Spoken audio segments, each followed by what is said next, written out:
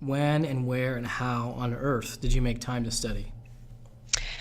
Well, like I said, I would give myself a month, and then I would schedule the exam, and then say, okay, I have 4 weeks, and I would be so unmotivated and so sleepy. I would just try to read, read, read. I had the ballast books. Yep. Um, Instead of the Kaplan, I just had to just choose one, and there was less material in the ballast books to read, and so I just tried to get through all of that. And one mistake I did make once is I read and then I like got a Kaplan and I got all this material. I got so much to read that was just kind of didn't have time to get to like touch on all the information. So I read a lot at the beginning, but then the most helpful part of the studying was doing practice tests. And in hindsight, I could have spent half of that month looking at practice tests and then going back and studying the things that I had no idea how to answer. 100% agree with that. And I messed up by reading too much at the beginning on a lot of the tests. So looking back, those tests and those flashcards are 50% of your studying at least should be those. Okay, that's awesome. But when did you find time? I mean, did you do it like during lunch? Did you do it like at night? Like when did you find time? Um, well, night was really the only time when I had time, but I oftentimes fell asleep. Yeah. So, I had to just have a very supportive husband where I just had to just like take whole weekend days and do it. Got it. So you just said, honey, I'm out of here. I'm going to go study all day Saturday and Sunday. Yeah, and usually then I was taking the test the next week. Got it. I Okay. crammed it. I was a end crammer in the end. So you sort of crammed on weekends. Yeah, I studied in the evenings. I didn't really have a set schedule, but there was reading involved in the beginning, in the evenings, until I knew that I had to start taking those tests, and I needed to take myself away from home or work and just go somewhere and do it by See, myself. that's a We great should have been insight study there. partners. Say it again, Joe. I said that we should have been study partners because that's exactly pretty much how I had to go through it as well. See, what I love about that is, Lisa, at the end of the day, you sort of had to, it almost was boiled down to like, well, how do I say this? You sort of started with an idea like, okay, well, I'm going to study in the evenings and I'm going to read all these books and I'm going to do X, Y, and Z. And then the realities of your life at that time kind of boil it. It sort of distilled it down to like, all right, this is how it's going to happen because I keep falling asleep at night. And so I just need to kind of clear a day and I can't, try to read all these books. I got to focus on some sort of resource, and practice exams and flashcards sound like they were a good place for you to Yes. focus. Yeah, because flashcards you could do. I had a little train ride in the morning. Sometimes I would, you could do the flashcards kind of wherever, whenever. So those are good. All right. Well, and To- go ahead, Sean. I totally agree with the idea of the flashcards. I created some flashcards on my own before I could get flashcards. But, it's so important with kids just to have that balance. The ability to have flashcards or a thin book. When the kids are playing in the park or something, and you have that little brief moment, it was seizing those opportunities early on. I totally fell into the same laps as Lisa and getting very overwhelmed with having to read everything. I am the crammer at the end as well. My wife is also in architecture, so she knew that taking these wonderful tests was going to be a part of her future. So she became a little bit more understanding of when the weekend before Dad was not there because he was studying in the attic or that, hiding away from the children. My biggest part was if I could hear the kids out playing, that made studying even harder. So I did hide in the attic, and I did get up in the morning to study, which I am not a morning person. So that was a huge sacrifice. But I needed to have that time with the kids, reading stories and nighttime routine to balance the torture of studying. I like that. Balance the torture. Yeah. Joe, what are your thoughts here? Well, and Lisa touched on it for sure, but to me, the number one most important thing is going to be having that support network. So your spouse really, you have to have that kind of come to Jesus, if you will, before you get started, because there's going to be slack that they have to be able to pick up, and I was really lucky. My wife was incredibly understanding and worked to help get me that time that I needed. But what I think a lot of people should remember, and this is, my opinion, but there's one thing that way that having kids, young kids especially, actually makes the studying process a little better or easier, in my opinion. And there's not many of these, but they introduce you to routine in your life. Yeah. So,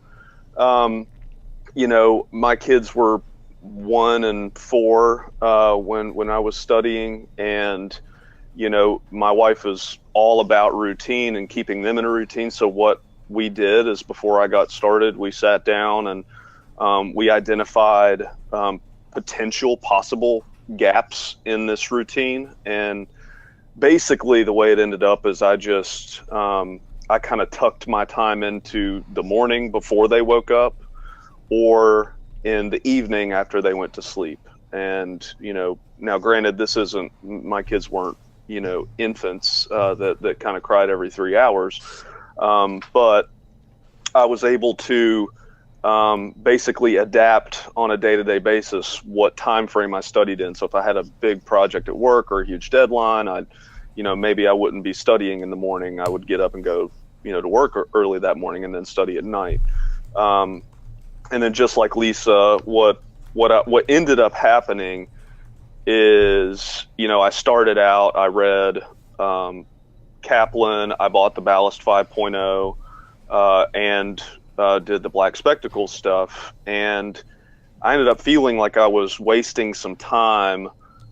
I don't want to say wasting time. Reading anything is not necessarily a waste of time, but it ended up whittling itself down to, I had 10 years of experience under my belt. I ended up, and I took all my tests in 5.0 last year. By the last 2 or 3 tests, I was just reading on the portions of the test that I felt the least equipped to handle on my own through my own experience. Mm-hmm. Yeah. But the rest I just did Black Spectacles, because what Black Specs is so good at is it's not necessarily going to give you 100% of all the details of all the information. It's a really good kind of broad spectrum overview of all these things that click in and allow you to, it kind of supplements your own experiences. And in my opinion, that's the best part of 5.0, is the best resource you have for studying is your own experience in the workplace. And I agree. Go ahead, Sean.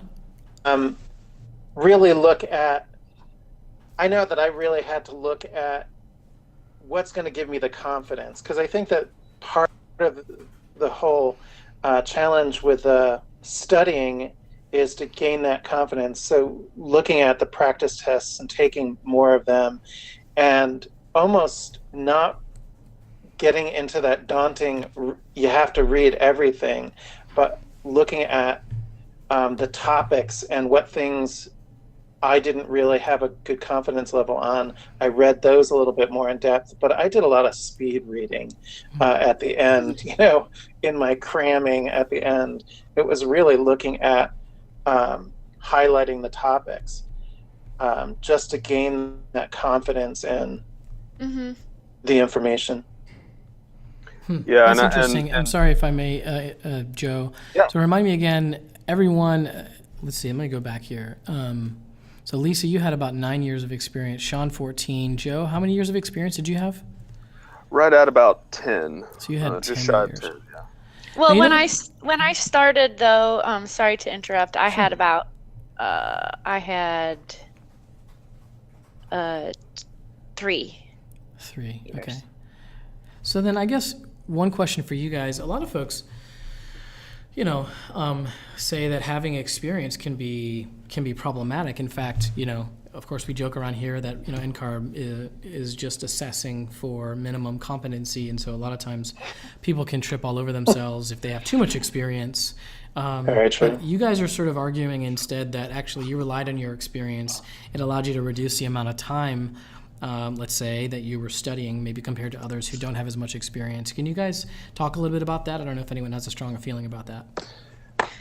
Well, I would say that my study habits changed dramatically because I kind of ended up just doing the hitting all the sample questions and making sure that I had some knowledge about everything that was in those tests and those flashcards, rather than at the very beginning I was reading anything that I can get my hands on and taking much longer study times. Mm-hmm. And I guess I would. That's a good point, Mark. I would I guess add to this that while I do believe 100% that experience is the best, I think I get it.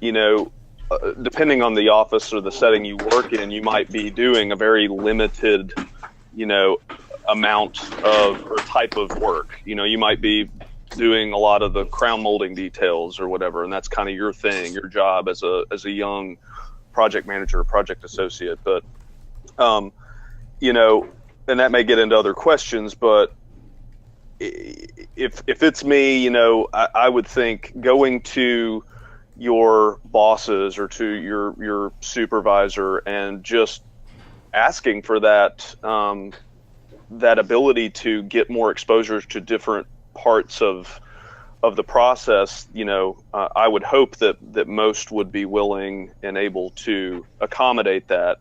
But we also I think you have to remember that,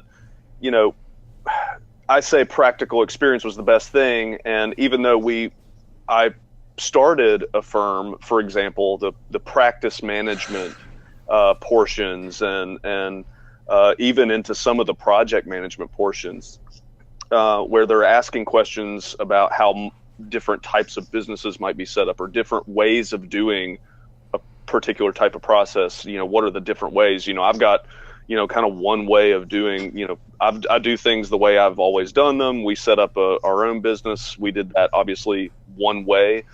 So there's going to be difficulties, I guess, in finding experience for, across the gamut. Mm-hmm.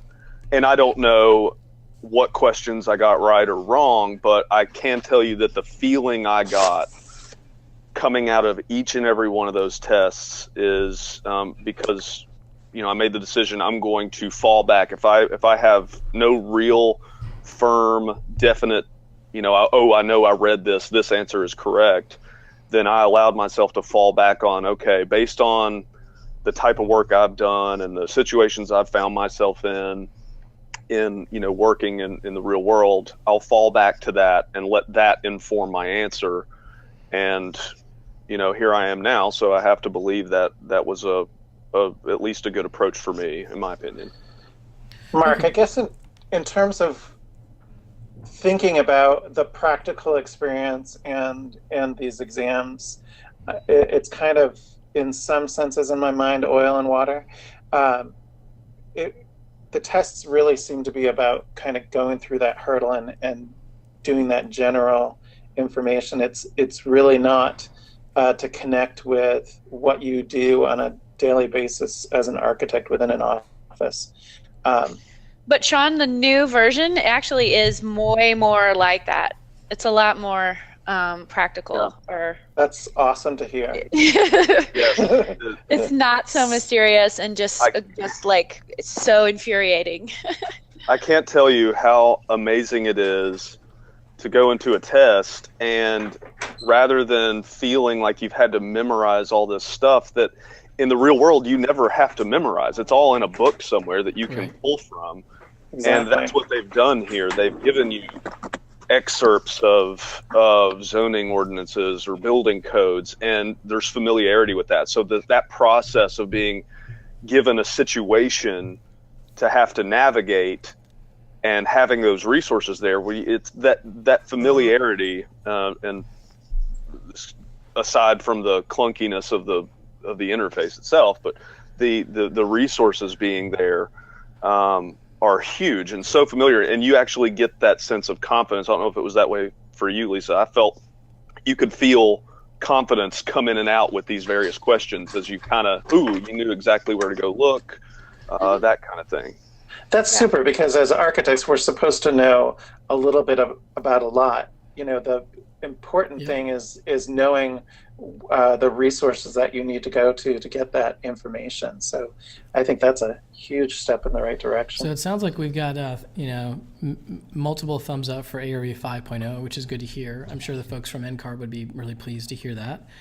For all of you who aren't aware of this, ARE 4.0 is expiring on June 30th. So if you still have some tests to take, make sure you take them before June 30th, or at least consider and look into sort of the 5 exam plan, or that transition where you can take a couple exams in 4.0 and 5.0. So that's my NCARB public service announcement right there.